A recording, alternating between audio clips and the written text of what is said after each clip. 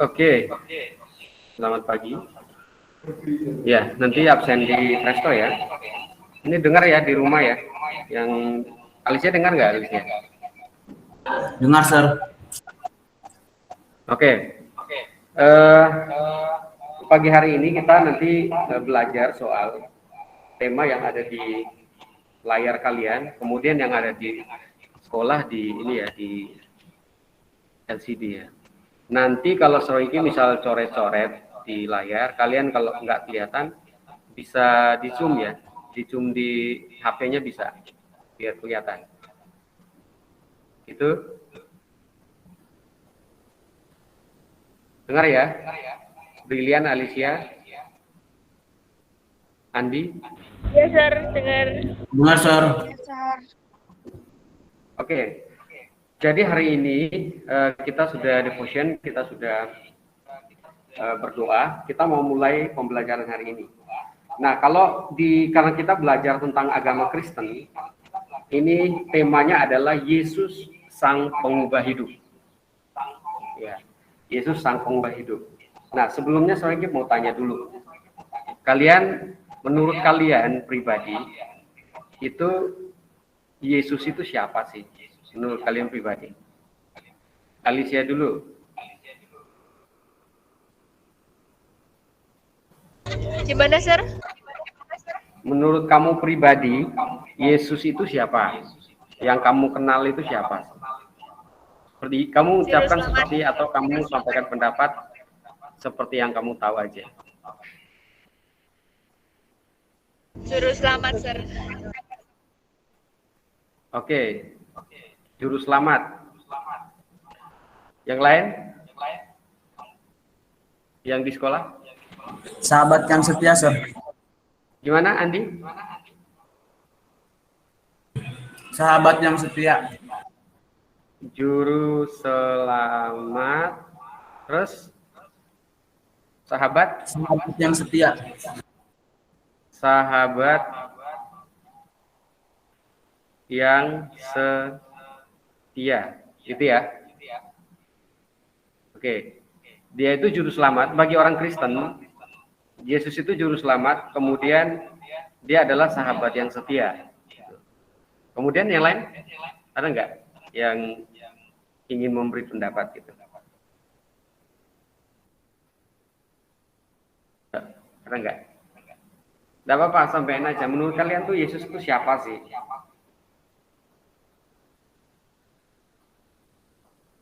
Oke, Yesus itu menurut teman kalian di sekolah itu jalan keselamatan, jalan gitu ya, jalan keselamatan.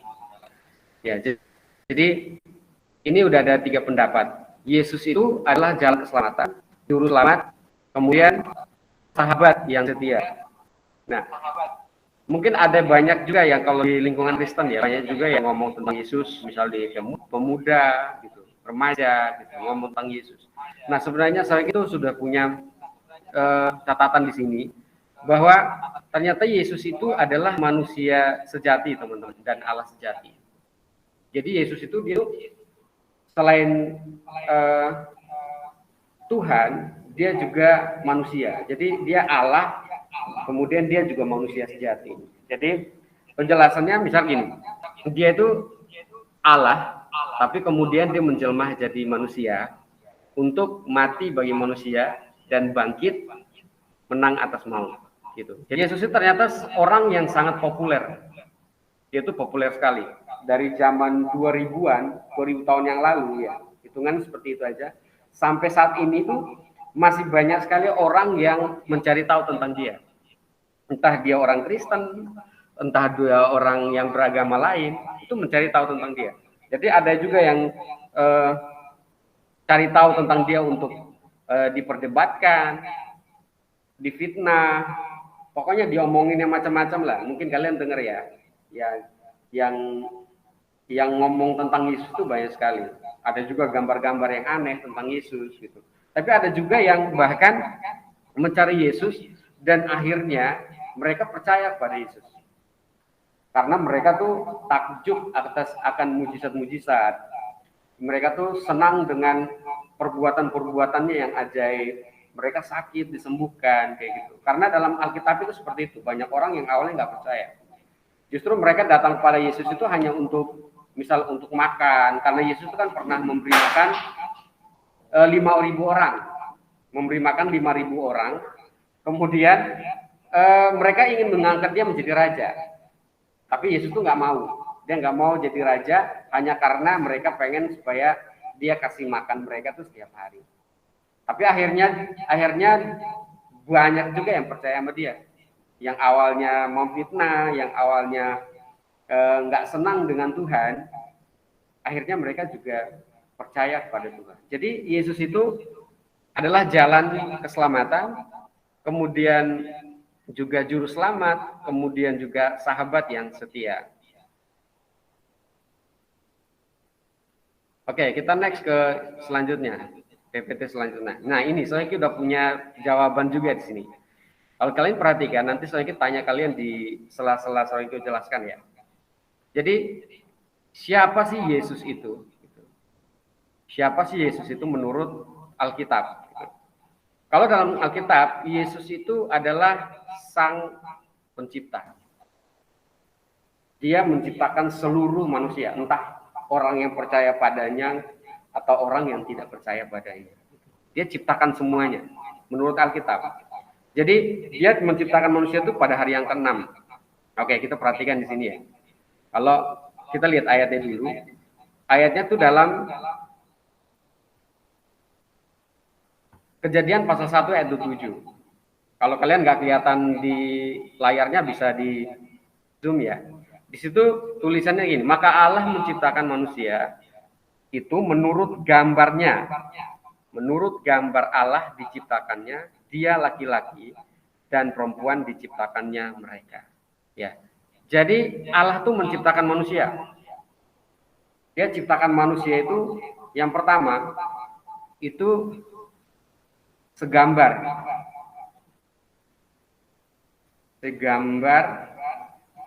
atau serupa atau sama dengan dia. Dalam Alkitab lain pun kayak misalnya Alkitab Quran, kitab Quran maksud saya itu pun jelaskan tentang hari penciptaan manusia ya. Penciptaan manusia itu kan ada kan? Ada. Jadi segambar dan serupa dengan Tuhan. Segambar dan serupanya itu apa? Dia awalnya memiliki pikiran yang sama seperti Kristus. Kemudian dia memiliki perasaan sama seperti Kristus. Kehendaknya pun perbuatannya itu sama seperti Kristus. Perbuatan. Ya, perbuatannya sama seperti Tuhan juga. Ya, jadi pikirannya, perasaannya, perbuatannya, kehendaknya awalnya tuh sama, teman-teman. Jadi Tuhan tuh ciptakan manusia itu sama dengan dirinya. Jika Tuhan ciptakan mereka, manusia, dia menghembuskan nafas ke dalam tubuhnya. Jadi dia itu bisa bergerak, bisa bernafas, ya pokoknya semua bisa dilakukan. Jadi dia itu bukan robot gitu. Dia tidak diciptakan sebagai robot. Dia punya pilihan sendiri, free gitu loh. Manusia itu punya free will, kehendak bebas untuk memilih.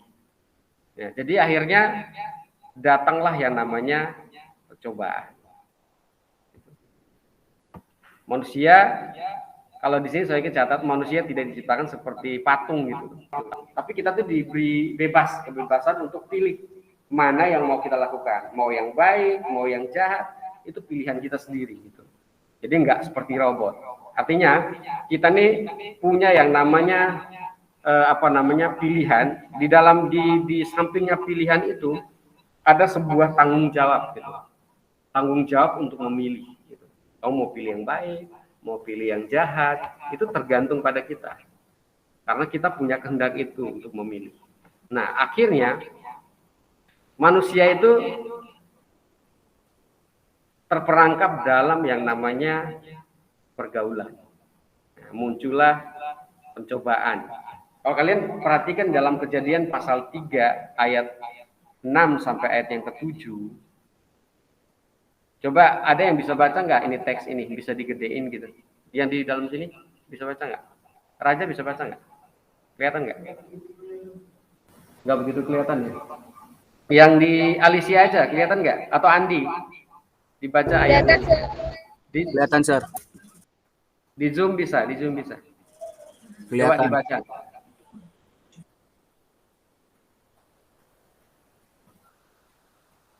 Coba Andi. Dari Kejadian, Sir. Ya, 3 ayat 6 sampai 7. Kejadian 3 ayat 6 sampai 7. Perempuan itu melihat bahwa buah pohon itu baik untuk dimakan dan sedap kelihatannya. Lagi pula pohon itu menarik hati karena memberi pengertian. Lalu ia mengambil dari buahnya dan dimakannya dan diberikannya juga kepada suaminya yang bersama-sama dengan dia. Dan suaminya pun memakannya. Maka terbukalah mata mereka berdua dan mereka tahu bahwa mereka telanjang. Lalu mereka menyemat daun pohon ara dan membuat cawat. Oke. Jadi manusia itu kan punya pilihan sendiri ya, mau baik apa jahat. Akhirnya datanglah pencobaan. Yang kita tahu bersama ceritanya dalam Alkitab dalam Kejadian pasal 3 toh. Manusia itu akhirnya memilih untuk melakukan apa? Dosa. Betul ya? Manusia memilih untuk melakukan yang namanya dosa. Akibat daripada dosa itu ini. Awalnya mereka nggak mengenal dosa, tapi karena mereka ngikutin tipuan si ular yang adalah iblis gitu ya. Akhirnya mereka jatuh ke dalam dosa. Manusia itu akhirnya jatuh dalam dosa karena memakan buah pengetahuan baik dan jahat itu tadi. Ini pilihan teman-teman. Jadi kalian yang misal suatu saat melakukan yang namanya dosa, itu bukan perintah Tuhan, tapi itu pilihan. Maka pilihlah yang baik untuk dilakukan. Gitu ya, paham ya? Ya, jadi pilihlah yang baik untuk dilakukan. Nah, kemudian setelah mereka melakukan dosa ini, kita aplikasikan kepada hidup kita yang sekarang. Apa yang terjadi dengan manusia setelah itu? Muncullah yang namanya pergaulan. Ya. Kalau kita di zaman sekarang ya, iman seseorang itu bisa keluar dari jalur yang sebenarnya. Ya, akibat pergaulan, teknologi, kesombongan, cinta diri sendiri, pikiran kotor, hati jadi busuk, tindakan pun menjadi tidak baik. Ya, kalau kalian baca dalam 1 Korintus pasal 15 ayat 33, di situ jangan kamu sesat, pergaulan yang buruk merusak kebiasaan yang baik. Gitu. Jadi akhirnya manusia itu masuk dalam yang namanya dosa. Mereka kalau memilih tadi ya, memilih dosa tadi di atas tadi ini ya, yang ini. Memilih untuk melakukan dosa. Karena manusia punya pilihan bebas. Yang tadi kita bahas di atas, mereka bukan robot. Manusia kita ini bukan robot, kita punya pilihan. Jadi saat kita memilih untuk melakukan dosa, maka dosa itu dengan senang hati akan masuk. Kalau dia masuk, biasanya dosa pikiran itu apa sih? Dosa pikiran itu apa? Raja apa? Raja. Dosa pikiran itu apa biasanya? Dosa pikiran. Niat jahat. Oke. Kemudian apa lagi? Kalau dosa marah apa gitu? Apa, Raisa?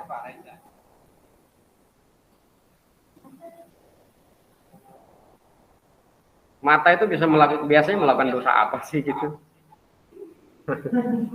Menurut kalian kalau anak-anak remaja di usia kalian itu misal mata tuh biasanya ngelakuin dosa apa menurut kalian? Apa kira-kira?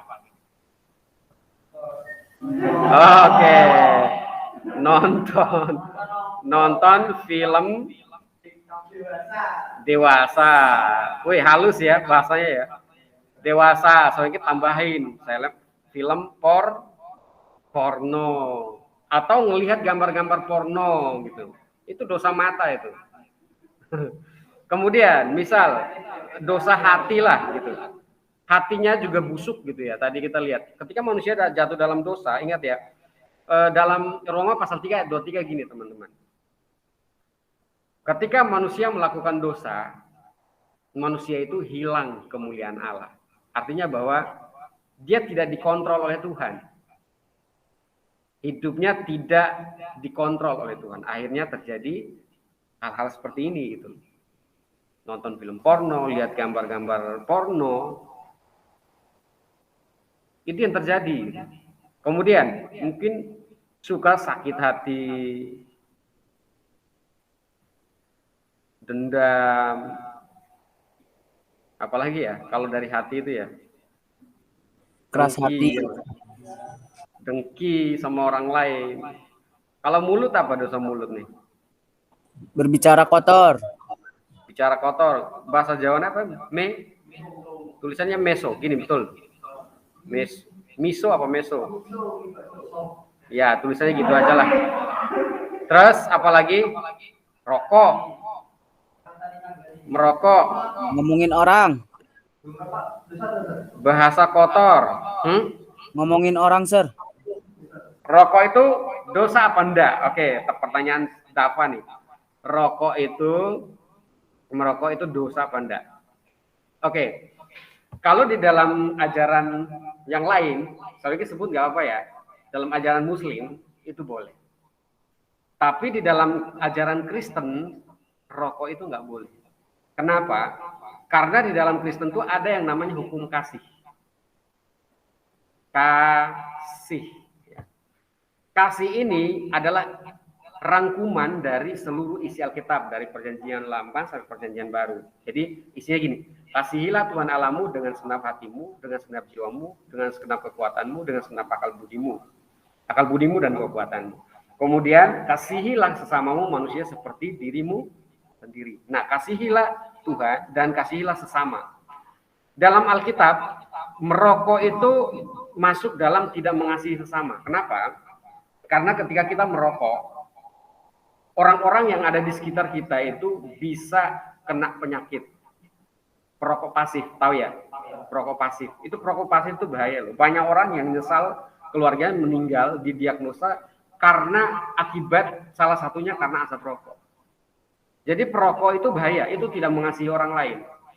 Bisa merusak hidup orang lain yang ada di sekitar kamu. Gitu. Jadi perokok pasif itu bahaya. Jadi orang jadi perokok pasif.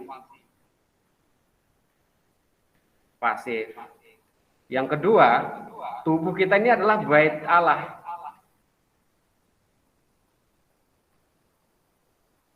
Tubuh kita diciptakan Tuhan itu sempurna gitu. Jadi jangan rusak dengan rokok, nggak boleh. Apalagi sampai tidak mengasihi orang lain di sekitar kita. Ini yang bahaya kan. Rokok itu bisa dimasukkan dalam, kalau kita merokok bisa mengganggu orang lain loh, kesehatan orang lain. Benar nggak? Merokok itu mengganggu kesehatan orang lain. Jadi hati-hati. Kemudian, makanya di Alkitab itu Alkitab melarang. Memang tidak ada tulisan jangan merokok di Alkitab. Tapi semua bisa diterjemahkan dalam kata-kata sehari-hari seperti ini. Kemudian dosa tangan itu apa? Memukul. Apalagi memukul. Apalagi Mencuri. Nah, Mencuri. jahil. Yang paling parah apa ya? Kalian tahu ya? Kenapa Ustaz Regi harus ngomongin ini? Kenapa Ustaz Regi harus ngomongin ini? Karena ini terjadi. Onani. Ini laki-laki. Kemudian basi. Alkitab larang ini enggak? Alkitab sangat menentang ini. Ini nggak boleh dilakukan oleh anak Tuhan. Kalian baca, onani itu muncul dari seseorang dalam Alkitab. Namanya itu onan. Jadi Onan itu dalam Kejadian pasal 38 ayat 7 sampai 8. Akhirnya Tuhan membunuh dia. Jadi mengeluarkan mani di luar itu sama dengan onani. Mengeluarkan maninya di luar. Tidak sesuai dengan firman. Jadi kalau yang namanya seks itu dilakukan oleh orang yang sudah menikah, suami istri gitu. Ya, kemudian dilakukan sama seperti yang diperintahkan Tuhan, beranak cucu gitu loh. Kalau dikeluarkan maninya di luar, ya artinya tidak akan bisa beranak cucu. Gitu. Jadi onani ini dilarang, masturbasi ini dilarang sekali oleh Alkitab. Nggak boleh. Akhirnya apa yang terjadi dengan Onan? Onan dibunuh oleh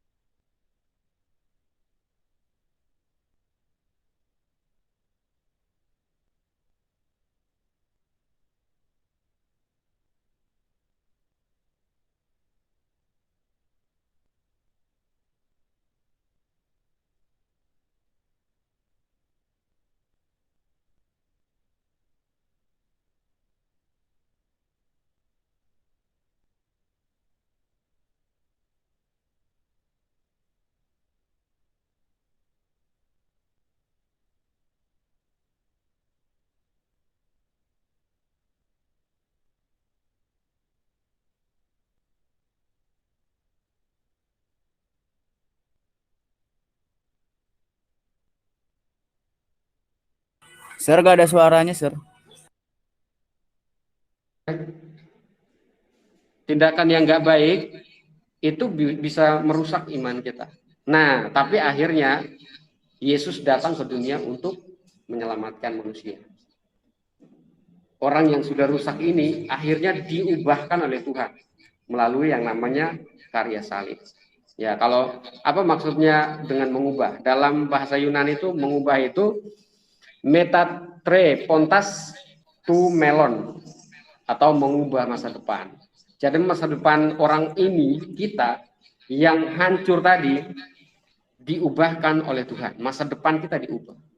Kalau dalam KBBI kata mengubah berasal dari kata dasar ubah. Kata ini dapat bermakna menjadikan lain daripada yang semula. Ya, jadi artinya kita yang ini, yang hancur ini tadi diubahkan oleh Tuhan. Caranya seperti apa? Tuhan datang ke dunia, menjelmah menjadi manusia tadi. Dia datang untuk memulihkan kembali manusia. Saat dia mati di kayu salib, bagi manusia 2000 tahun yang lalu, manusia itu menjadi diubahkan kembali. Kembali menjadi gambar Allah yang semula, memiliki perasaan, pikiran, perasaan, kehendak sama seperti Tuhan.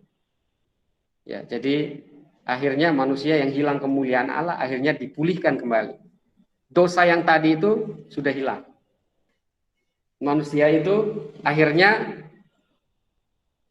dipulihkan kembali oleh Tuhan. Pulih sempurna. Seperti Tuhan. Kembali. Tapi akhirnya manusia sekarang tetap punya pilihan. Mau tetap melakukan dosa apa enggak. Nah, sekarang Soriki ingatkan kembali, tetap punya prinsip untuk hidup terus mengasihi Tuhan. Ya, hidup kita yang sudah dipulihkan oleh Tuhan harus dijaga, harus dilindungi. Jadi kita tuh sudah diubahkan oleh Tuhan. Akibat dosa yang kita lakukan, Tuhan datang ke dalam dunia, mati dan menyelamatkan kita, manusia, umat ciptaannya. Gitu. Jadi Yesus itu luar biasa. Gitu. Kita yang sudah rusak, melakukan dosa yang begitu hebat, tapi dia rela, merelakan dirinya untuk datang ke dunia, menyelamatkan kita. Ya, jadi Soriki harap dari pembahasan ini kalian paham bahwa melakukan dosa itu sesuatu yang nggak boleh dilakukan oleh orang percaya atau orang yang memiliki Tuhan. Nggak boleh. Ya, sebenarnya saya lagi punya videonya buat kita untuk kita lihat bersama tentang Via Dolorosa. Yuk kita lihat videonya ya.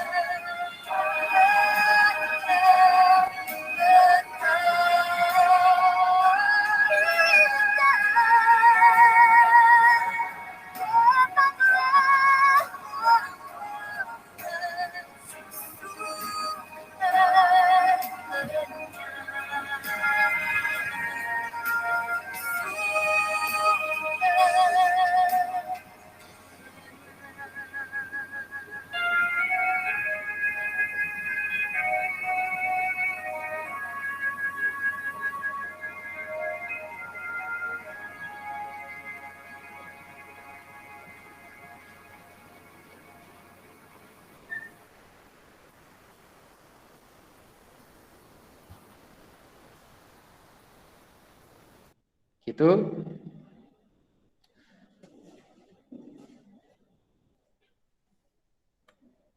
Ada yang mau tanya? Kalau nggak ada, kita berdoa dulu ya. Terima kasih Tuhan Yesus, kami bersyukur Tuhan buat pagi hari ini. Kami telah belajar dari firman-Mu yang mengingatkan kami bahwa Engkau telah menyelamatkan kami di kayu salib oleh karena dosa-dosa kami. Terima kasih Tuhan buat kebaikan-Mu. Kami berdoa dan mengucap syukur. Haleluya. Amin. Oke, thank you. Yang di rumah bisa keluar. God bless you semua. Makasih, Sir. Makasih, Sir. Ya. Makasih, Sir.